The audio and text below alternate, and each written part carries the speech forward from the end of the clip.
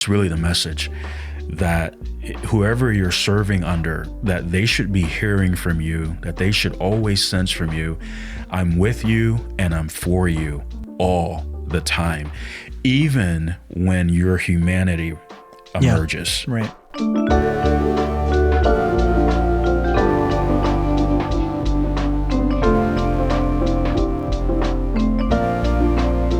Hi, I'm Brandon Briscoe, and welcome to another episode of The Postscript, Living Faith Bible Institute's weekly podcast and YouTube series devoted to interviewing pastors and professors from LFBI and across the Living Faith Fellowship. In every church in America, there are church members who have lots of opinions. People who have ideas about the way the church should be run, that sometimes are frustrated by the vision of a church. Sometimes they're disappointed or bitter about the way that the pastor conducts, services, or determines how the church is going to move forward, or what leaders should or shouldn't be doing. And we know that this just produces an ineffectiveness in the mission itself. Now, what happens when a leader, a church leader, buys into this culture or this way of thinking? What happens when associate pastors or leaders in churches don't support the head pastor the way that they should? And this is the question that we're going to pose today.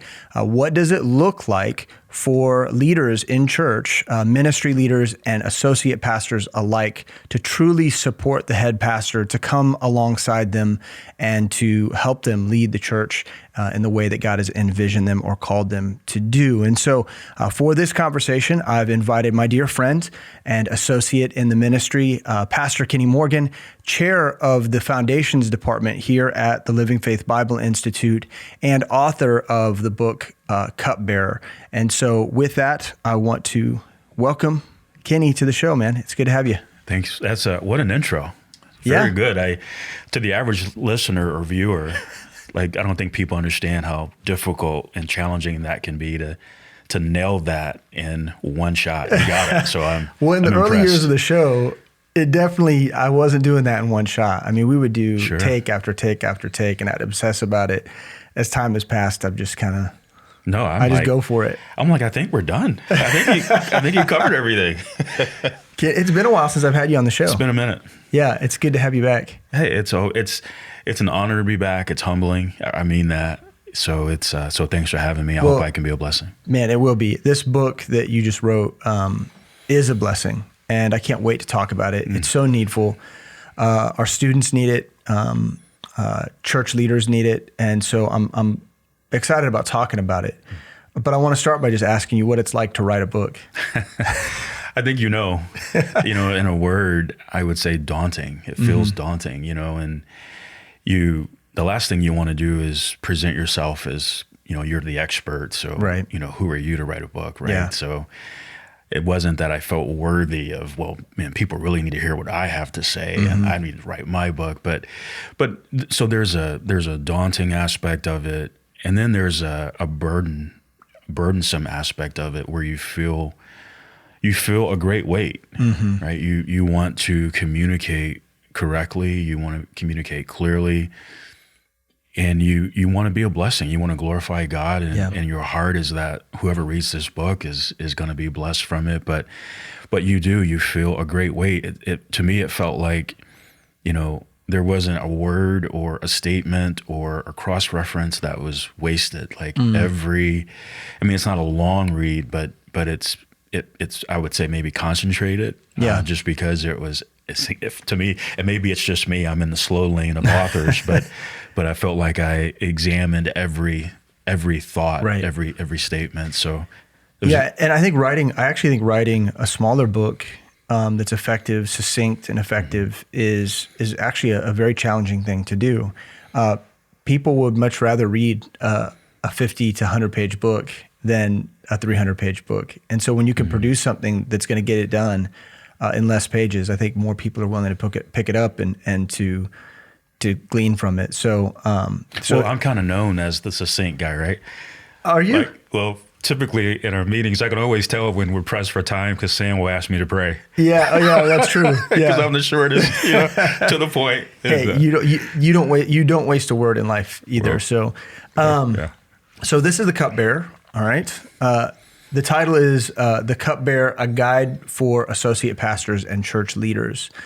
And so the very first thing I want to ask you about is just to explain the title. Like, why the Cupbearer? Why is this significant? Because, a lot of times authors will write a book and then struggle with the title. Yeah. I think that's where John and I were at when we wrote our book. But for you, the title almost came first. This concept came first, and so the title came first. Explain that to us. Explain why that was so important to you. Yeah, before I do that, let me just state that I would be remiss if I didn't acknowledge, it's been said many times that success is always plural, right? So I might have the title of author of the book, but it was a team. Mm-hmm. You designed the cover. Nicely done. Yeah. And then there's a whole editing team, and there's an admin team to make something like this become reality. So I'm grateful for the help of a number of folks that brought us here today, if you would. Yeah. But to your point, the title did come first, and in a very personal way. So I have to take you back to, it was around 2017, and I was devotionally reading through the book of Nehemiah. Great book, right? I mean, just again, we talk about 1st and 2nd Samuel a lot from a leadership perspective, right. but the leadership principles in the book of Nehemiah are just as rich and plentiful. Yeah, absolutely. But I was reading through that devotionally, and I got to the end of chapter 1 where Nehemiah is closing his prayer to the God of heaven. I mean, he's got this report on the state of things in Jerusalem. He's heavy, he's burdened, he's praying and fasting and weeping and all that. And at the end of that prayer, he makes the statement, and I was the king's cupbearer. And we all know there are times when we're reading the Word of God and the Holy Spirit will arrest us, if you would, over a verse, a word, a thought, a principle. And it was that for me. I felt in that moment that the Holy Spirit arrested me over that statement. And I didn't fully know why at that moment, but why is the Lord impressing this upon me so heavily? And so I felt a responsibility to steward that. So I started studying that out. What does that mean? What is the cupbearer and all of that? And then it was about 2 weeks later, Sam, our pastor, asked me to breakfast. And I didn't fully know why. I didn't need to know why, but I just figured it was another ministry meeting like we have. And it was at that meeting that he officially offered for me to come on full time at NBT. Yeah, you were working in the secular business world at the time. Yeah. I was. And I was bivocational and had been for about 7 years. And anyone who's done that, you kind of know you've done it. That kind of has a shelf life, and we were kind of getting to the end of that. But when Sam made that offer to me, it was immediate that the Lord brought back to my remembrance that statement, and I was the king's cupbearer. And then it clicked as to why he gave me that. It was because he wanted me to move forward with this, with that mindset, with that heart attitude, the mindset of a cupbearer. And the reason why that was so significant was because this is not my first stint as a full-time associate pastor on staff at a church. Yeah. So I had a stint on Long Island where I was an associate pastor, but I didn't have the heart attitude or the mindset of a cupbearer. So the Lord wanted to ensure that as I move forward with this new blessing and great endeavor, that I did so with the heart attitude and the mindset of a cupbearer. Yeah. And so when you say that, when you say cupbearer, explain historically the significance of that role. What did that mean for Nehemiah? What would it have meant for men in a similar position to him? To give us some insight into what you meant in terms of your heart attitude towards our pastor. Sure. So obviously, I mean, it's implied in the title. You get it. So he bore the king's cup, right? So many times historically, cupbearers they would taste the wine first to ensure that it wasn't laced with poison. That was a known assassination tactic, if you would. So they would ensure that the wine was safe for the king to drink, but they would also taste the wine and ensure the quality of it to make sure that it was fitting for the king. But the role was much larger than just that, than just being the king's wine man or his wine fetcher. Right. It was a very prominent role. It signified something. It did. Yeah. The cupbearer would, unlike most people, the cupbearer would have had regular access to the king. I mean, he would have been in his presence, which was not a light thing. You just couldn't walk into the king's presence, right? So he had access to the king. He was the king's confidant, if you would. Yeah. So he was a trusted man. He was the king's advisor. Often, historically, they were the CFO for the nation. They would bear the signet ring, which was a ring that exemplified authority and position. So it was a very prominent role. You could even look at it, I guess, today, if you had to compare it to our government. It's kind of like the vice president, if you would. It was a very, very big role. You were motivated to write this book as in response to the fact that God had done this in your heart. Like that there had been this change, and that he had awakened your eyes to something in Scripture that you felt would be useful to other pastors and other leaders in church. Why do you believe it's so useful? Why do you believe it's needful? Why this book, and why this audience that you're trying to reach? Sure. So it's, when God impresses something upon your heart, when God gives you a burden, it's there. And it's always there.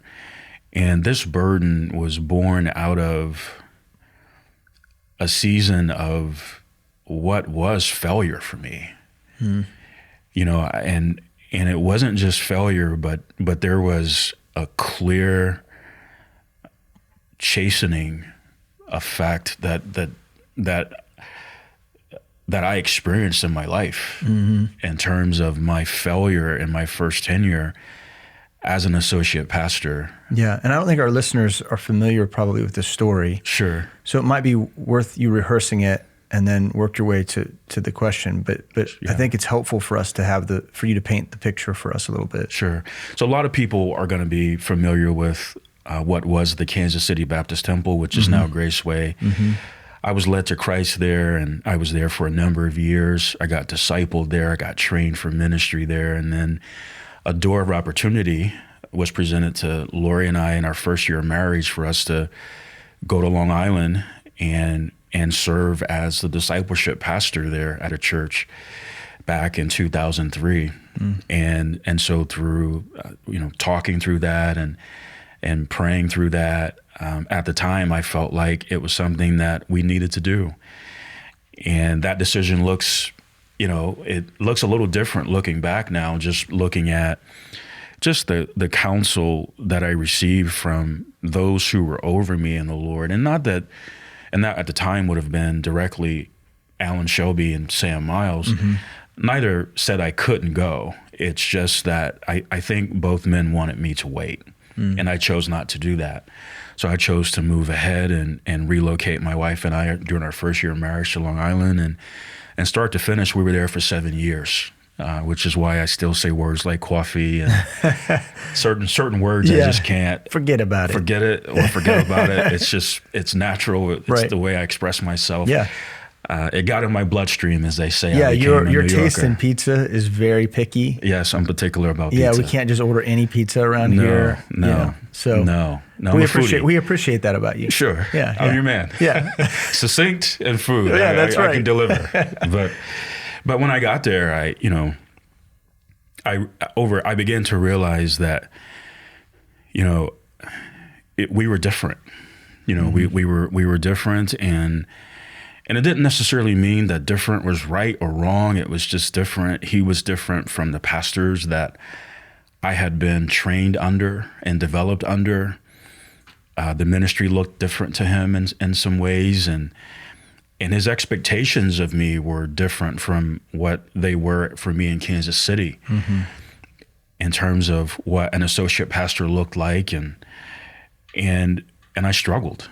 Yeah. I began to struggle, and that increased, and that struggle turned into bitterness and resentment, which led to moments of where I just wasn't subordinate. I was disrespectful. I was difficult to lead. I would undermine his authority to others.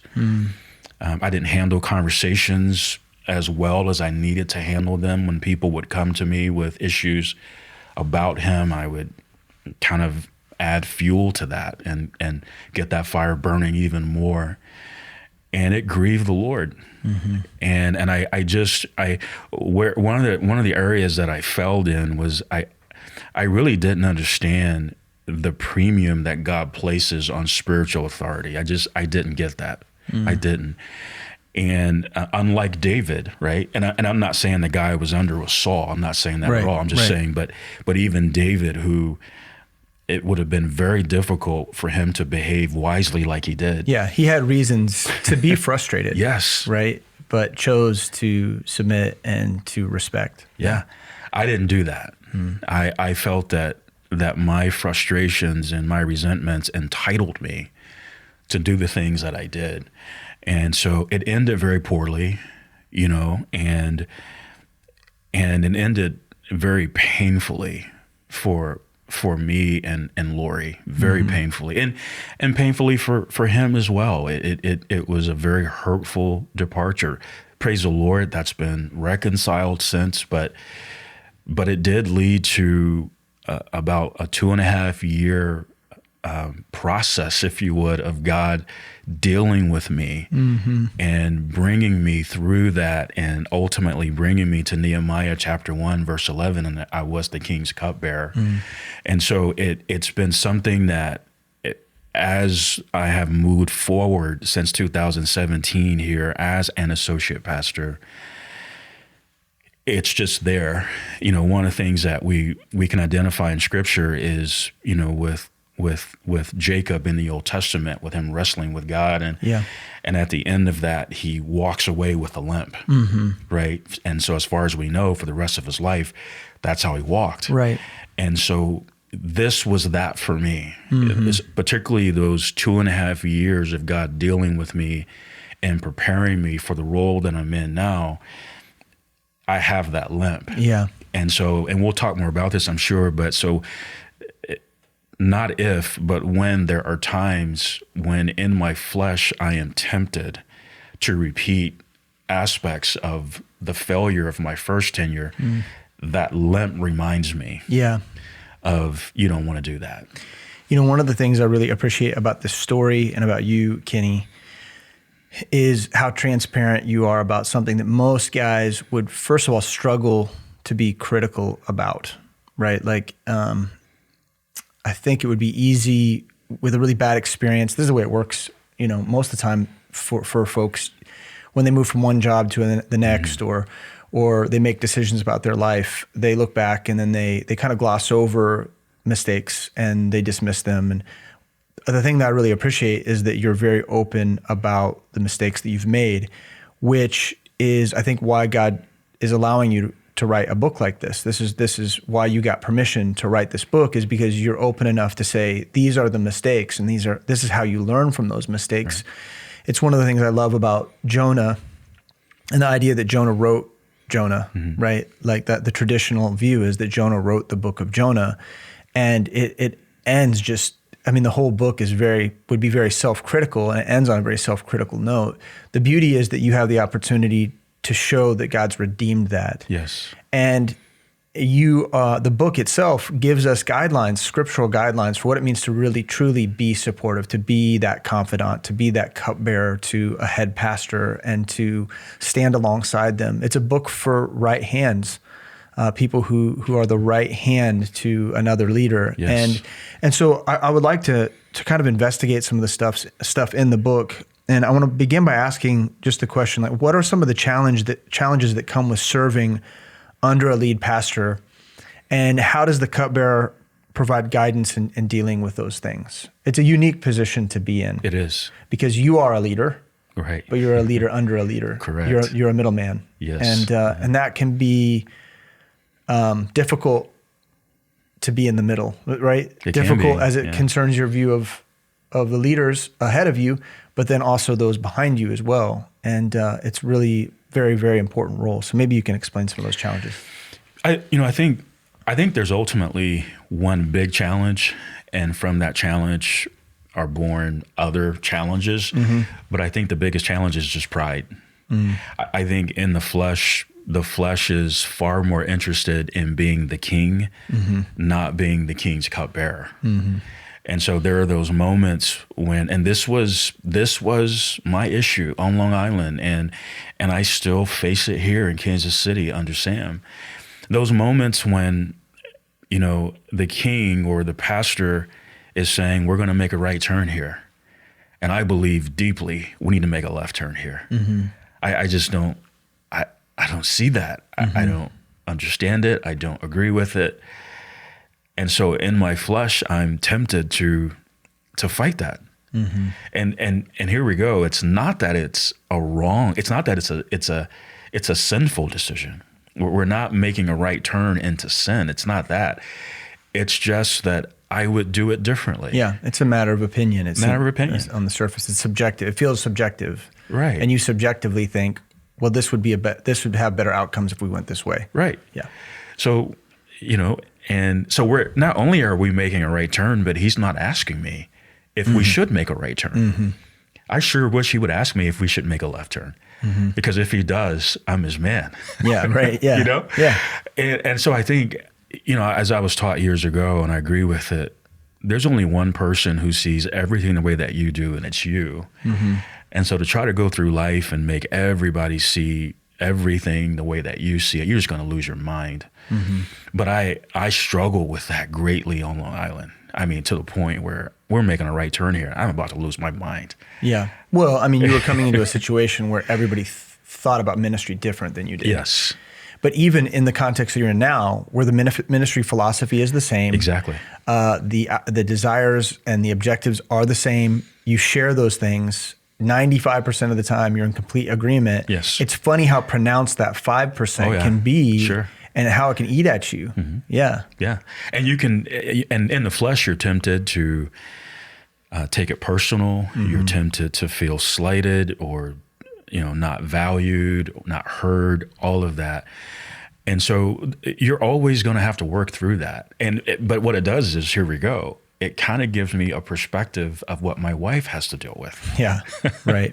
I would imagine there are times where I'm making a right turn and she's thinking, I think we need to go left here. Mm-hmm. And I'm not asking her what she thinks or whatever it might be. And so I would say the biggest challenge is pride. And I think from there, some things that God has helped me with, since Long Island and being here and embracing this heart attitude and this mindset is learning how to trust God in prayer in those moments. So it's been amazing. Anytime I've struggled or wrestled with something that Sam is doing, not that it's sin or wrong, again, mm-hmm. just different. I don't understand the decision fully. And to your point, we're talking, these are rare instances. Right. We're not talking about this is happening weekly or monthly, daily, anything like that. But just to go to the Lord in prayer, mm-hmm. and but not to do so in an arrogant fashion, believing that just because it's different, I'm right. Mm-hmm. But no, Lord, maybe I'm missing something. Yeah. But if there's something that you would have me to share with Sam, would you give me an opportunity? Would you let me know when that's okay? And then from there, Lord, you give me the tone and the words to use.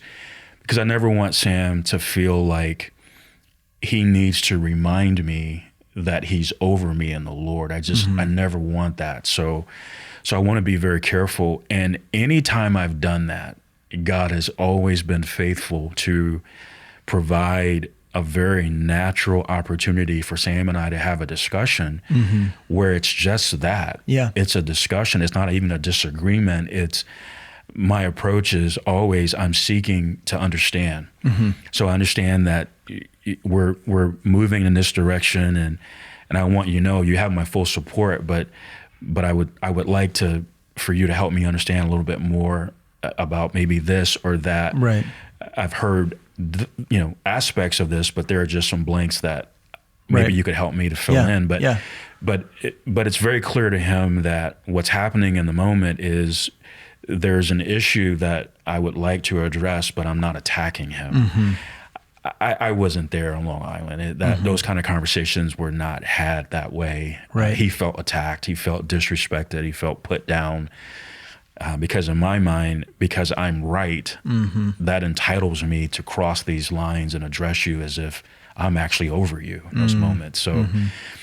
So that's I would say that's the biggest challenge. Is just, submission is not, the flesh doesn't wake up and go, yay, let's submit, So I think there's a really interesting thing that you addressed there about tone and the way in which you communicate that I think is really helpful for us to listen to more about this and hear more about this, because I think a lot of times it's completely okay, I think biblically and spiritually speaking, to disagree in your heart, but then be obedient outwardly.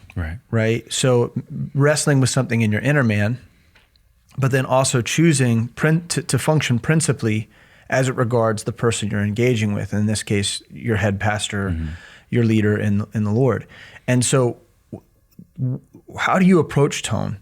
How do you approach the way that you use words? What are some things that you need to do when you're communicating to ensure that even if you are wrestling with something in your heart, that the words that you express truly reflect how you feel and understand that the Lord is at work in the midst of that? That's a really, really good question. And I think it speaks to where we find ourselves at times in this role, or even if you're not an associate pastor, you're working under a pastor, you're going to find yourself in this role. Oh, yeah. But one of the things that came out of the burden that God gave me about the cupbearer was being premeditated.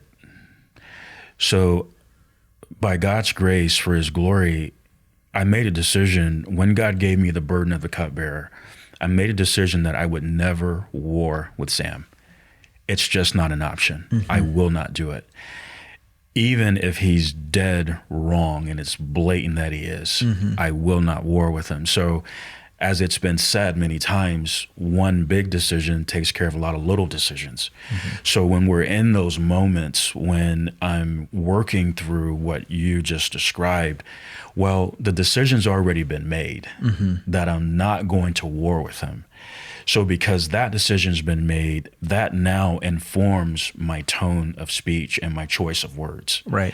It's coming from a place that says, well, and so here's one thing that's helped me too, and I've had to learn this the hard way, not just on Long Island, but I've also learned it, and I continue to learn it in marriage, and that is if I know that I'm emotional, that's the time to study to be quiet. Yeah.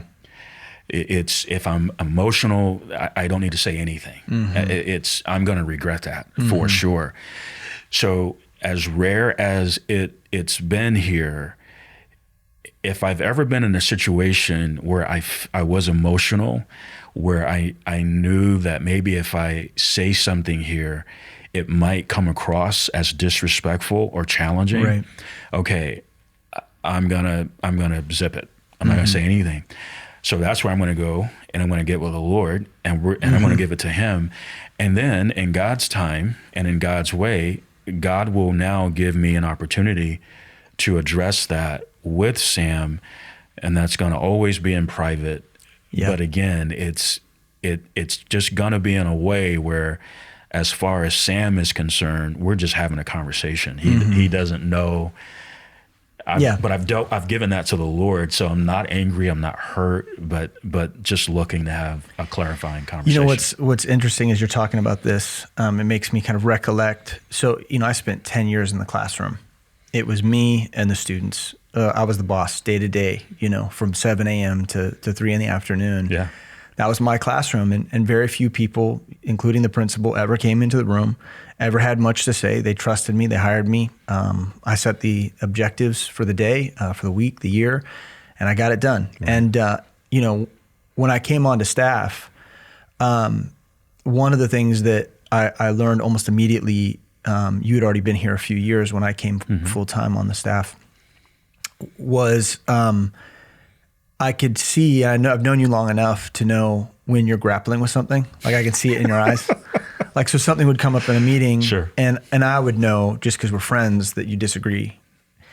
But then just watching how you choose silence was huge for me because it taught me exactly what you're talking about, that this is going to require some processing. This is going to require some time before the Lord. Maybe the outcome is forbearance. Maybe I walk away and I'm silent before the Lord and he says, forbear it. Or maybe he says, okay, go engage, but this is the way I want you to do it. But watching you work through that was really beneficial for me. And it allowed me to kind of make that transition from a world where I got to have opinions. I got to speak my mind. Sure. I got to make the decisions without a whole lot of feedback, into a situation where almost everything I do is subject to someone else. Sure. Almost every decision I make now impacts as a ripple effect on everyone. And I cannot make decisions that subvert the overall agenda of the church. And so it was a dance. And I think it's been really good to just observe you choosing to remain silent when in a moment of emotion, I think it's very critical though to state that we're not advocating suppression. Right. If there is something on your heart that you're grappling with, you do need to work through it. Yeah. And at the end of the day, if we're going to make a right turn, I want to make that right turn. I'm with you. Yeah. It's not that we're making the right turn and I'm just the whole time thinking, I just want you to know I'm following you. And this is just a word for those who, for those of us who are under someone, whoever you're under, they do not appreciate when you're following. I'm following on the outside, but I'm rebelling on the inside. Yeah. Yeah. Right? We're making a right turn, but I just want you to know I'm going to do it, but I still think we should have made a left turn. Sure. I think a lot of times in ministry, the code language would be like, well, I can support that. Right. Where really what we need to be saying is I can stand with that. Yes. Like I will stand with you in that. Yes. So in other words, it isn't just like I can hold my nose. Right. Right. I don't agree with you. I'll hold my nose and I'll go along to get along. Right. What you're saying is I've come to a place where I can reckon that before the Lord and I can stand with you. Even if I would have made the decision differently, right. I have a trust in you. I wouldn't have come on staff. I wouldn't have chosen this church. I wouldn't have chosen this ministry. I wouldn't have gone this way unless I would have first determined that I trust this man. Right. Like he's a person that I trust. Yes. And so even if I would have made the decision differently, I chose, like you said before, a long time ago to stand with this guy. Yes. And so I'm going to in this moment. I can support you. I'm not going to say that. Right.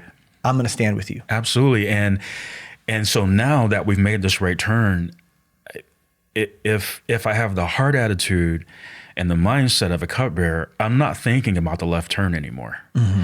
All I'm thinking about now is how can I help you as we're moving forward in this direction? I'm not thinking about, well, I didn't get my way and I think it should have been this. It's, no, this is why I'm here. I am here to help you. Yes. And so whatever that looks like, I'm all in, to your point. Let's take a moment right here to hear from Pastor Mike Renault of Living Faith Boston. Hi, I'm Mike Renault, pastor at Living Faith in Boston, Massachusetts. And if you're considering learning the Word of God, Living Faith Bible Institute would be a good place for you.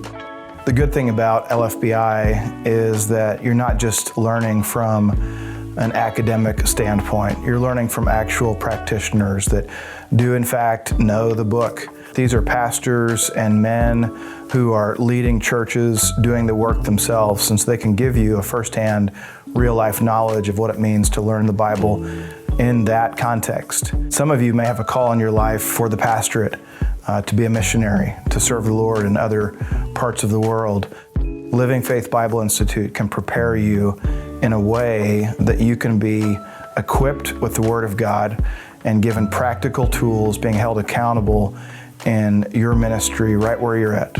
If you're interested in learning more or you want to enroll in LFBI, go to lfbi.org. Now, one of the things that you bring up in the book that I think is relevant is that a lot of men struggle with this idea of being a yes man. And rightfully so, because a yes man is, I think we just hate like brown nosers in our world. Like absolutely. We just hate like the guy that is just always complicit, is always subjective, has no real thoughts of his own, and no one wants to be that guy. Right.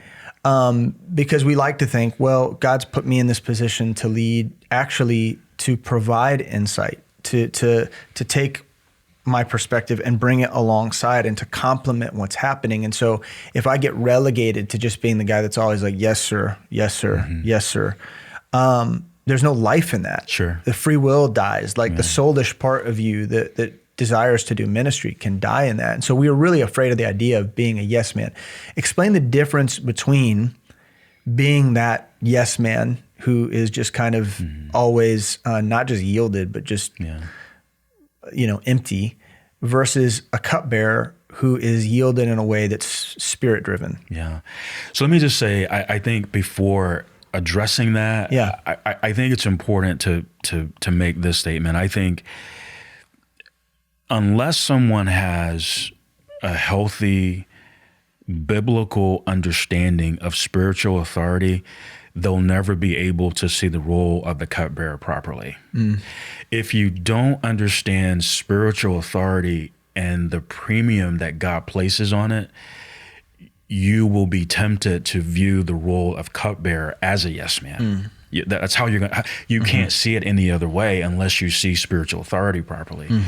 And so I think you've got episodes of the premium God places on that. One of the clearest places is in Numbers 12 with Miriam and Aaron, when they're murmuring against Moses for marrying the Ethiopian woman, and the Bible tells us, and the Lord heard it, and of course He comes down and judges it. Right. I mean, it's just, hey, don't you know who Moses is? Sort of thing. Be careful, watch your tongue. But I would say, our pastor Sam, you're a pastor, I'm a pastor. None of us want a yes man. No. Yes men, if you look at yes men in Scripture, it's not good. No. They're not honest men. They're not people of integrity, right? And any pastor who's worth his salt is not going to want that. Yeah. Sam doesn't want a yes man any more than you do. Right. Someone who's just fawning all over you and flattering you with these, lofty words or buttering you up, as they say, when you know that, I wonder if he's doing the same thing with somebody else, telling him that they're the greatest thing he's ever heard or seen, that sort of thing. You don't want that. You can smell dishonesty. You can. Yeah. It's disingenuous, right? So it's not that, to your point, that a yes man is or a cupbearer is a bobblehead, where it's just whatever you say. Because there are going to be moments when, and I can think of one where, once Sam, he was asking about a sermon that he had preached, and he was circling back, and he wanted to know if at one point I felt that something that he said was maybe, of course, it would have been unintended, but could it have been found to be hurtful by some, as much as he didn't intend to do that. Right. And so that was a moment of, well, I'm going to be honest. Yeah. Right. And so it's not that the cupbearer can't be truthful. Right. It's that he can't be disrespectful. There's a difference. Right. And in that moment, it wasn't that I because that, for Sam, that's a vulnerable moment. Oh, sure. I mean, as pastors, to ask for feedback like that. Absolutely. Yeah. You know, faith while the wounds of a friend. If you're asking me a question like that, you're kind of giving me permission to wound you if that's where the conversation or the answer goes, right? So in that moment, it wasn't that I just came out and said, yeah, man, that was awful. What were you thinking? Right. You know? I would have never done that. Yeah. Like, let me just tell you, don't ever say that again. Yeah, Like, right. It wasn't that. It was, again, I think, so one of the things we talk about in the book in terms of the role of the cupbearer is you are an advisor. So part of what you're doing, at times we do it, we advise Sam. Right. You know, Sam's working through making a big decision, maybe it's buying a building or whatever it is. He's going to hear from all of us, right? So in that moment, it was an opportunity for me to fulfill one of my roles, same role that you have. And by the way, I don't feel like I'm the cupbearer in BT. I'm a cupbearer in BT. We're all that for Sam, right? But my response initially was, well, Sam, have you heard any feedback that would say that someone was hurt by that particular point in the message? And then from there, we're able to get, what I want to do is I want to have a conversation. Yeah. And I want to help him think and work through that. I'm not there to necessarily say that, it's not about me. It's about, I'm here to help you. And I want to do that as well as I can. Yeah. I think one of the things that you hit on this, and I want to circle back for just a moment, because I want to address something, and we talk about it in the book, but it's this thing that says, you know, I'll submit and I'll follow the pastor until he says something that is off kilter or is not biblical, and then after that, I'm going to let him know. Well, now are you holding him to a bar of perfection? Right. He can't ever slip. He can't ever. And the moment that he does, you're standing there with a pitchfork ready to give it to him. How dare you not say something just right? It's like, no, he's flesh. He's just like you. Yeah, people really struggle with the humanity of a pastor. Yes. Because, and you know, people are picky. And I don't actually blame them. Like they should be. Like if you're at a church where the congregants, the laity, are subordinate in every aspect to the thoughts and intentions and will of the pastor, then that's an abusive shepherd. Of course. And you have the ability to leave that setting. You have the choice to find another church where the pastor is a shepherd that engages the flock with gentleness and love and meekness. But I think people are so afraid of who the pastor really is, right? They have all these ideas in their mind that they a lot of times project. And so a lot of people take a defensive approach. And so if the pastor says one thing that they disagree with, then they murmur. Yes. That's the most common thing. They murmur, or they instantly decide that they want to leave. Right. And so they have all of these personal preference that are extra biblical and are just not a biblical view of human beings in general. Right. And they put that on the pastor, and it's impossible to live up to. Right.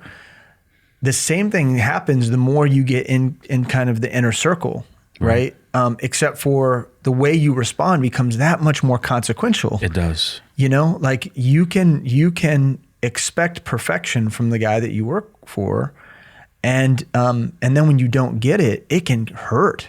It can hurt. But that's not his problem. That's actually yours. Right. That's right. your problem. That's because there's something the matter with your expectations. But I think that's where the cupbearer has to be, and I think this is where the cupbearer really shines for the glory of God and for the benefit of the pastor, is he never loses sight of the pastor's humanity. And so because of that, the pastor has room and permission to be human. And so Sam doesn't walk on water. He can't. Like, he's just like me. He's flesh. And one of the things about Sam I'm so grateful for is his graciousness. I mean, Sam is so gracious. I mean, you talk about a guy who, Sam just, he's going to give you everything you need to thrive and to succeed in what God's giving you to do. And he's going to give you a ton of room to fail. Yeah. Right. I mean, that's just Sam. Yeah. Okay. Well, then who am I? Right. To not reciprocate that. Yeah. To extend the same grace. The expectations that are placed on him by so many people are not only unfair, but unrealistic. The average person believes that he has unlimited amounts of time, that every time they see Sam, he's got 15 minutes for them. The average person thinks he's a walking Bible commentary. There's no question in the Word of God that he can't handle on the spot every time. Like it's just, it's almost like, who do you think he is? Yeah. He's not the Lord. Right. And so I want to be a presence where Sam feels safe and he feels refreshed, right? Is it Onesiphorus where it says he oft refreshed me, Paul said? Yeah. That's my heart. I want to be that for Sam, where hopefully my presence is refreshing to him. I think the illustration you use in the book is that it's like when a basketball player comes off the court and he's thirsty, clearly he's been running for 15 minutes. It's that cup of water, that refreshment. And it also goes back to like what we talked about with David and his mighty men, right? You know, if I could just drink of the well of Bethlehem. And then here they are, they gave their life to make sure that their leader was refreshed. There's a spirit in that that's unique. Yes. And that's the spirit that you're trying to capture by describing the cupbearer. You nailed it. That's who I want to be. Those men who were with David in that cave at a very critical hour, you know, and they had the opportunity to refresh him. Yeah. Let that be me. Yeah. You in the book, you devote a lot of time to the role of a cupbearer. You've already mentioned some of that, you know, the idea of being an advisor. Correct.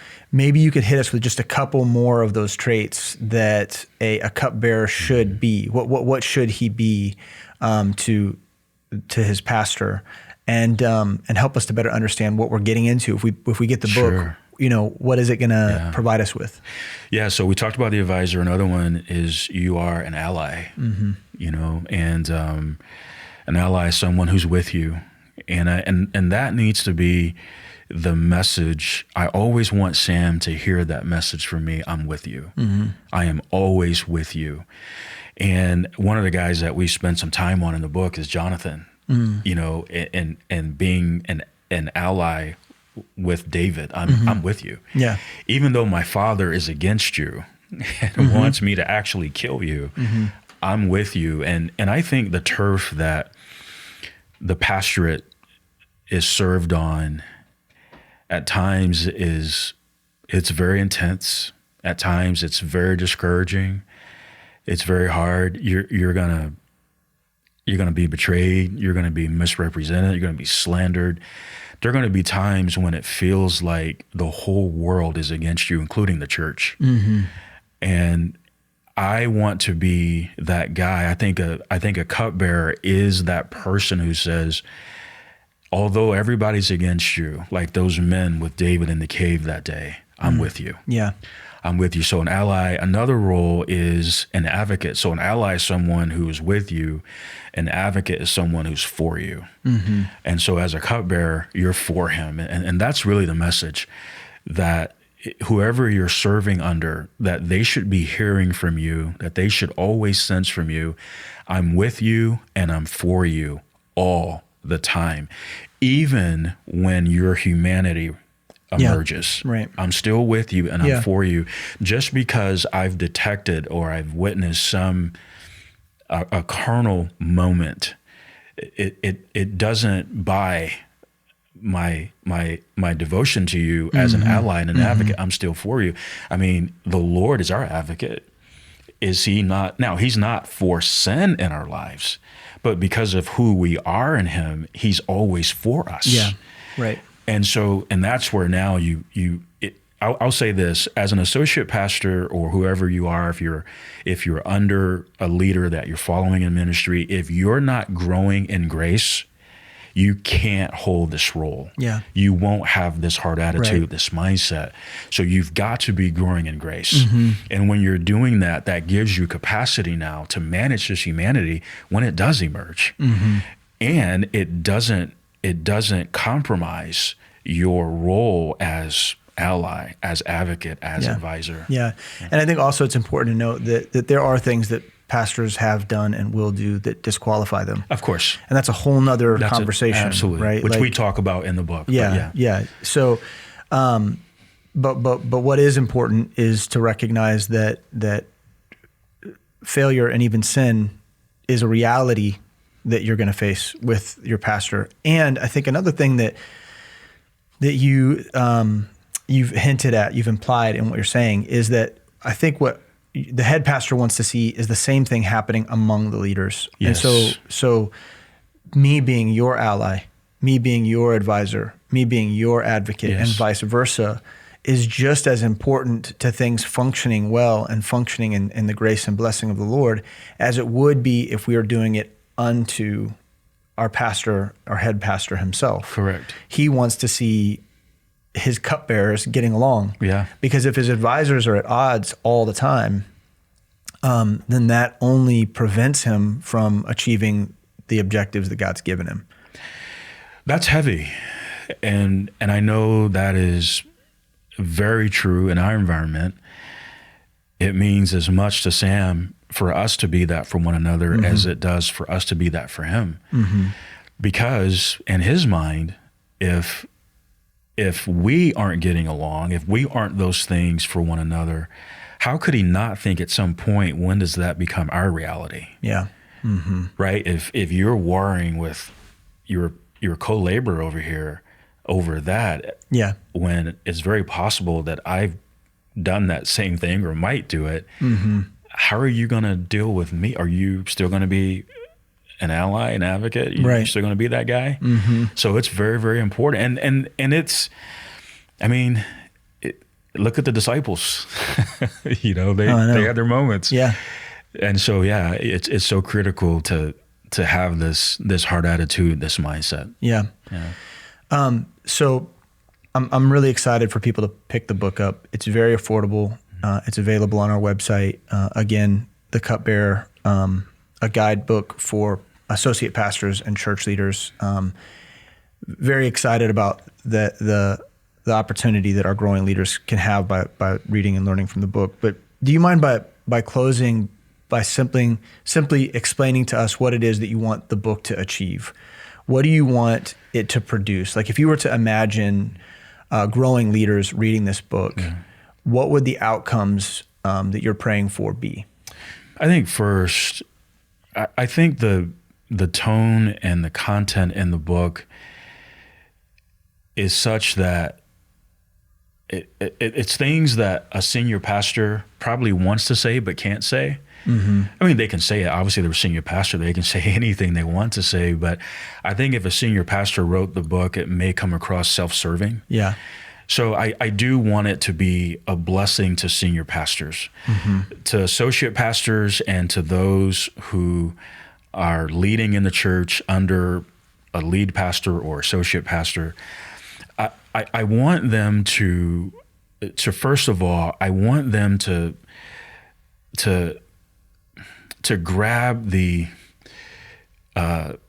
essence of why they're there, why you're here. Why did God place you next to this man that is leading you, or who's leading you? Yeah, which is good, because I think we all like to think of ourselves as a gift. Yes. But what kind of gift are you going to be? Yeah. Are you gonna get your stuff done? Or are you going to get the stuff done of the pastor that oversees you? That's it. Yeah. You're there to help him. So what you want to do, what your preoccupation should be all the time, is how can I help you?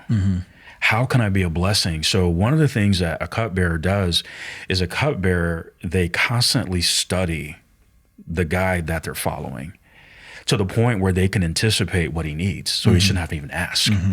And because they're studying him, they begin to do things out of anticipation, knowing that he's going to need that. Yeah. So I'm going to go ahead and take care of that. He shouldn't have to even ask, right? So you're always doing that. And so again, when you're thinking that way, guess what you're not going to do? you're not going to war with them because you're always thinking about how you can help him. I think one of the things that if a guy is not careful, if he doesn't have this hard attitude, if he doesn't get spiritual authority, then now the guy that he's following becomes someone that he's identified as, I'm going to use him to get where I need to go. So I've got some agenda. I've got some direction. I want to go in ministry. I've got things to do. I've got big fish to fry. And I just need him to give me that stamp of approval. And so helping him now becomes, in scope, very advantageous. So I'm only looking for opportunities where I get to shine. Yeah. And what you'll see a lot of times with associate pastors, when it comes to helping the lead pastor, it's how often do you need me to fill the pulpit? Yeah. Let me know how I can help you there. Yeah. Give me the mic. How often do you need me to teach? That's what you need from me, right? Just you need me to help you teach the word, right? That might be an aspect of how you can help him, but I promise you, as a cupbearer, that won't be the only one. There are going to be a number of avenues that God's going to give a cupbearer to help whoever they're following that, be honest with you, the majority of it will be behind the curtain. Yeah. That people will never know, will never see. And that's where now, if you don't have the right heart attitude, you're not going to be okay with that because, again, you've got somewhere to go, somewhere to be, and it's very public. And so for those who read the book, I want them to walk away with that heart attitude because at the end of the day, one of the things that scares me about ministry leaders, or ministry leadership, is when people advance in ministry and they're not humble. Because one of the things that God has taught me, and I study a guy like Joab, we talk about a guy like Joab a lot, right? And he's an example of someone, he wasn't a cupbearer, anything, but the thing I've learned is that a guy is only going to go as far in ministry as his humility is going to take him. Right? So when a guy gets to a certain leadership platform and he's not humble, he now becomes a leader, not a servant leader. If he's not humble, that's scary. Right? And so one of the things that God shows me and gives me opportunities to do with Sam is to serve him in ways that no one ever sees or knows. Yeah. It could be something so trivial and so small, but in that moment, it saves him 3 or 4 seconds or 5 minutes or whatever it might be. And to do that with joy and thankfulness. And so ultimately, I want this to be a blessing to local churches. Yeah. Because if you can get associate pastors and lead pastors to work very well together, where you've got associate pastors who are cupbearers, well, think about the blessing that's going to be to the church. Right.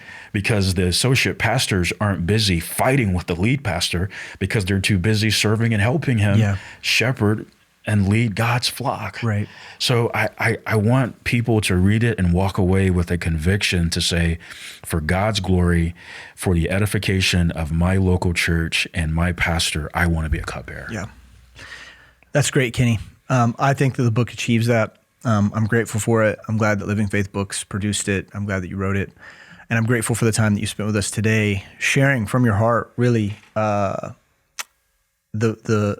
the way in which this book came to be, essentially, the origin story behind the book. And it was very revealing and helpful, and it helps us bring application to the topic. And so I want to really thank you for being with us today on the show. Thanks for having me. And again, thanks for your help to of course, bring it to pass. Absolutely. Yeah. And we want to thank you for joining us for another episode of the Postscript. The joy of the show is being able to share our professors with you, our pastors with you, pastors from the fellowship, pastors from the Bible Institute, who've given their lives to developing leaders just like you, the listener. And so we want to invite you to check out the book or any of the books, the Cupbearer, as well as the entire lineup of books that Living Faith Books has to offer. There's so much there on a wide range of topics and biblical ideas and ministry ideas. But even more than that, we want to invite you to join us in LFBI. We have classes that deal with leadership development, what the Bible has to say about servant leadership. We've got classes that want to instill in you biblical truths. We want to teach you the Word of God. We want to prepare you for the work of the ministry, and we want to see you deployed in your local church to serve the Lord at the greatest capacity that you can possibly do that. And so that's our prayer, and that's the heart of the show. And so we want to thank you again for being with us today. We love you, and we can't wait to spend more time with you next week on another episode of The Postscript. God bless. Thanks for listening to The Postscript. If you enjoy the show, please leave us a rating and review in order to help other people find our podcast. If you value this show, please help us continue creating content by supporting Living Faith Bible Institute at lfbi.org/support.